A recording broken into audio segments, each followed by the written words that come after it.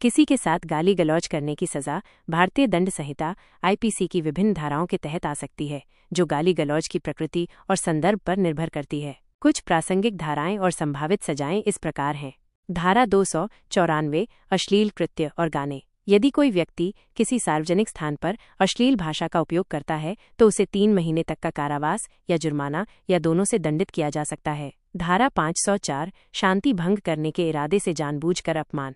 यदि कोई व्यक्ति जानबूझकर किसी को अपमानित करता है जिससे शांति भंग होने की संभावना हो तो उसे 2 साल तक का कारावास या जुर्माना या दोनों से दंडित किया जा सकता है। धारा 506 आपराधिक धमकी। यदि गाली गलौज में धमकी शामिल है, जैसे कि शारीरिक नुकसान, संपत्ति को नुकसान आदि, तो इस धारा के तहत 2 साल तक या 7 साल तक का कारावास और जुर्माना हो सकता है। धमकी की गंभीरता पर निर्भर करता है। धारा 509 महिला की लज्जा का अपमान करने के इरादे से शब्द, इशारा या कार्य।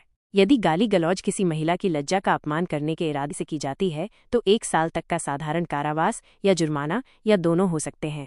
इसके अतिरिक्त यदि कार्यस्थल पर गाली गलौज यौन उत्पीड़न की श्रेणी में आती है तो यौन उत्पीड़न रोकथाम, निषेध और निवारण अधिनियम 2013 के तहत कार्रवाई की जा सकती है। घरेलू संदर्भ में इसे घरेलू हिंसा माना जा सकता है, जिसके लिए घरेलू हिंसा से महिलाओं का संरक्षण अधिनियम 2005 के तहत कानूनी उपाय उपलब्ध हैं।